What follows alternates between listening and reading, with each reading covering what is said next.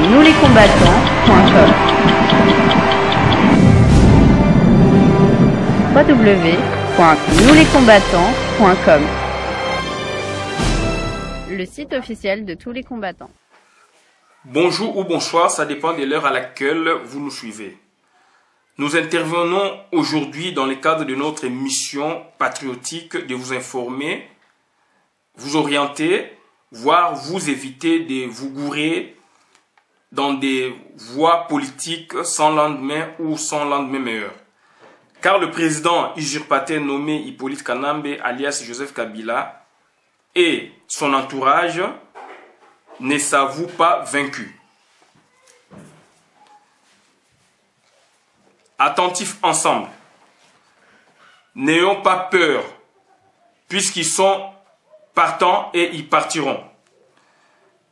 Ces derniers temps, nous intervenons beaucoup sur la chaîne audio Nous les combattants de M. Lamis et son collaborateur Anderson. Il suffit de taper sur le 09 70 40 34 74 et vous y êtes. Aujourd'hui, nous intervenons sur le non au dialogue avec les occupants. Chers compatriotes, la concertation politique ou le dialogue congolais initié par Hippolyte Kanambe alias Joseph Kabila est une duperie politique d'occupants pour nous plonger dans un coma politique dans lequel nous n'en sortirons pas. À juste titre, ni l'un ni l'autre nous intéresse, d'autant que la stratégie d'occupants ramène le Congolais simplement à une crise constitutionnelle et institutionnelle concernant uniquement la classe politique congolaise. Parfois, il rejette tout. Alors qu'il est question d'un conflit interétatique transnational qu'on a officiellement nommé d'abord la Première Guerre mondiale africaine, opposant une alliance Kabila-Mugabe, Dos Santos, à une alliance Museveni-Kagame-Buyoya, rebelle congolais.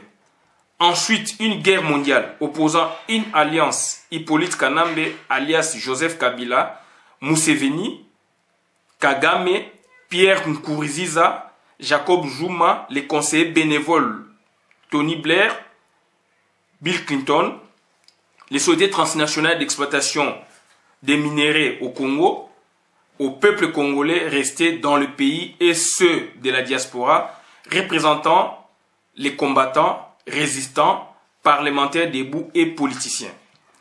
Notons que ce conflit interétatique ou transnational concerne toutes les classes politiques des États impliqués, de certains États dont les bénévoles impliqués, des États dont la centaine de sociétés ont leur nationalité.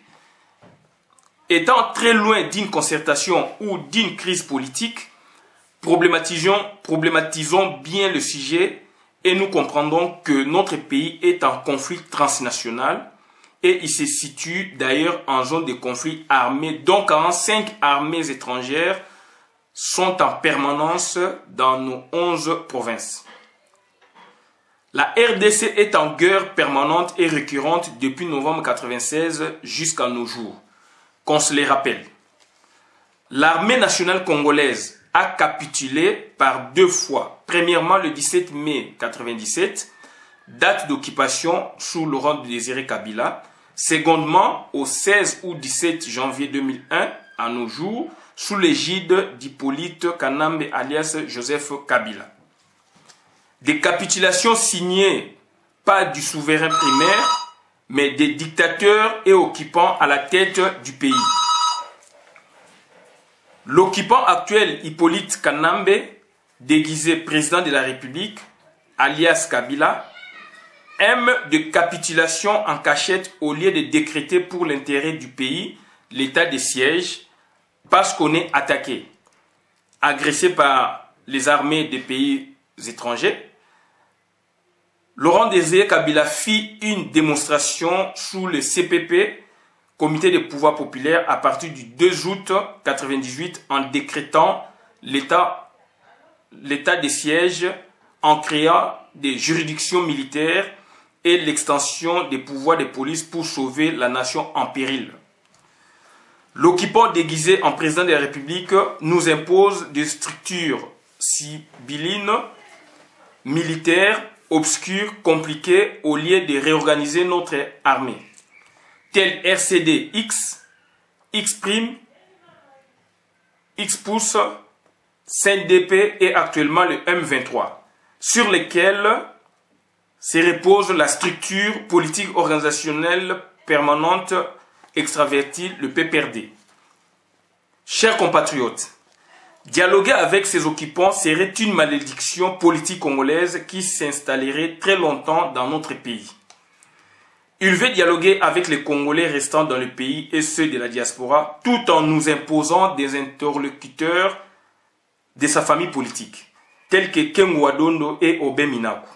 Le premier, un stratège politique Tutsi incrusté jadis dans le mobutisme et qu'il a d'ailleurs absorbé méticuleusement en promouvant le kengisme transnational comme doctrine politique à dominance Tutsi, dont son premier disciple est Museveni, son deuxième disciple Kagame, son troisième disciple Hippolyte Kanambe alias Kabila. Tous dépendaient de lui quand il fut autant de fois premier commissaire d'État vers les années 80. En 86, l'homme très influent du mouboutisme et du MPR Parti État reçu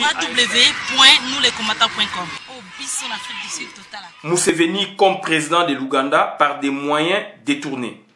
8 ans après, en tant que Premier ministre, il arriva à installer Kagame pour créer le premier triumvirat des Grands Lacs composé de lui-même et de 2 autres.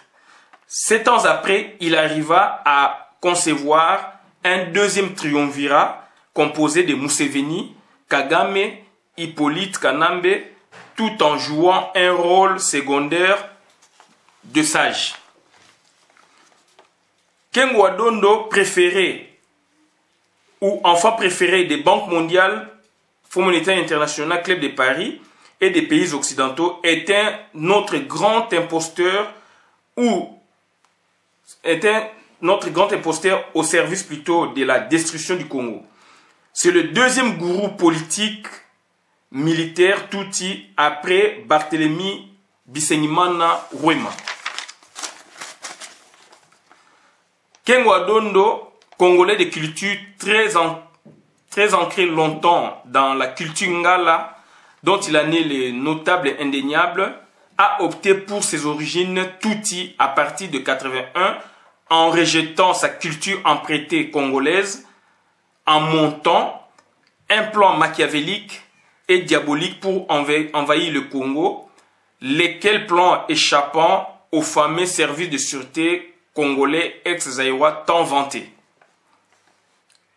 La démocratisation du pays le poussa à créer avec essai-erreur l'UDI, l'Union des démocrates indépendants, parti politique membre de l'ISORAS, dont il devint le candidat Premier ministre rusé et Premier ministre potentiellement rusé, remplaçant le Premier ministre ici de la Conférence nationale souveraine, poste qu'il avait racheté moyennant 5 millions de dollars, d'après Joseph Olengankoy, président du FONUS, fait qu'il nous l'avait rapporté devant la permanence d'Union Sacrée en 1994, donc la maison de Kibasa. Ses ambitions hors normes s'expliquent par le projet qu'il avait fait pour accélérer l'avènement de l'AFDEL, dont il est né à part entière membre d'honneur et cofondateur. Il ne nous le dira jamais, mais il faut faire des recherches en se fondant sur l'archéologie politique, la sociologie politique et l'anthropologie du droit, qui nous permettent d'exhumer les faits. Ainsi, le kengisme engloba facilement le mouboutisme tout en le dépassant, car il est transnational. Quant à Obé Minaku, prodige politique de Bouchab, patron du PPRD, ne donne pas l'odeur de sainteté dans la planification, l'organisation et la tenue du dialogue congolais ou de la concertation politique congolaise. Tellement que le conflit congolais est ritualisé vers les réseaux, là où les solutions ou résolutions seront aussi ritualisées vers les réseaux. Donc le conflit congolais, le conflit politique congolais, pour en finir avec, il faut rassembler les acteurs internationaux et nationaux impliqués dans ces conflits directement ou indirectement. Nous avons la SADC, la zone Grand Lac, l'Union africaine, la zone Afrique centrale, les représentants des 4 propriétaires de la RDC, dont notamment la France, la Belgique, l'Angleterre et les États-Unis. Nous les combattants.com, moi na maele ayukaka site na biso ba combattant koluka information na biso sika mususu site kara oyo site soki nini na yebi ko information awa obombi logo na biso mais ko information awa nous les combattants.com ingeta visibilité du l'Union européenne, les représentants des sociétés transnationales qui pillent la RDC et l'ONU puisqu'ils sont tous connus. Puis, il faut ramener les discussions au niveau des continents et de leurs sous-régions. Au niveau africain, européen, américain, lesquelles discussions seront subdivisées en différentes zones. A. Afrique. Nous avons les zones Afrique orientale. CAE, Communauté d'Afrique de l'Est. Afrique australe avec la SADC. Afrique centrale avec la CEMAC. Et de la RDC avec implication des 11 provinces comme acteurs différemment du gouvernement central et des 11 sociétés civiles autonomes et de 2 familles politiques diamétralement opposées. Puis l'Union africaine. B. Europe. Quelques pays cibles dits copropriétaires susmentionnés. C. Amérique. Union européenne. États-Unis d'Amérique et l'ONU.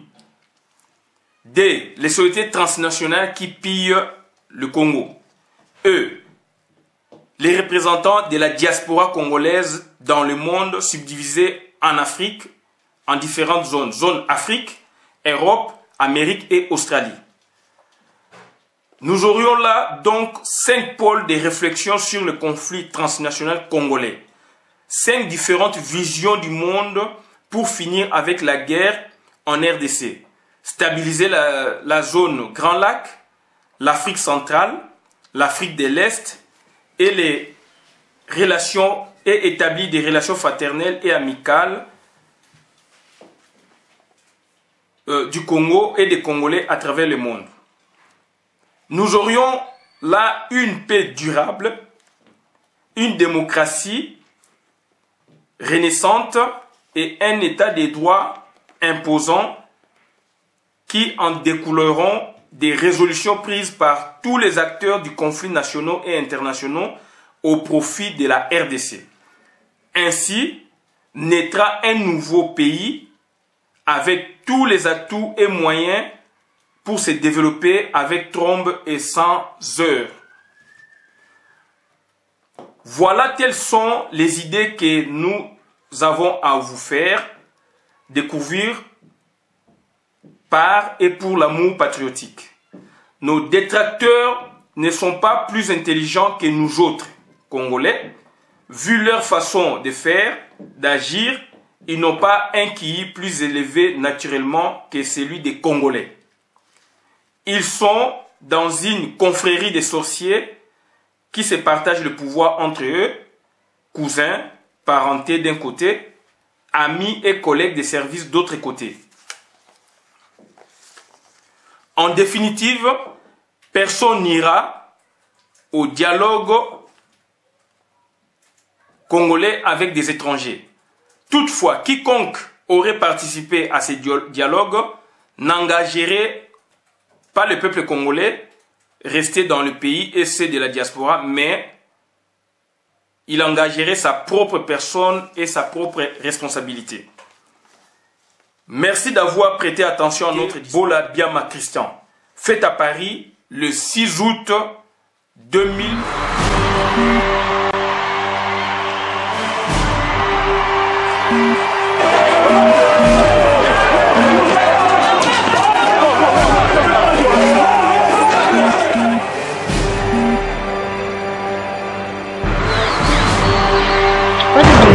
www.nouslescombattants.com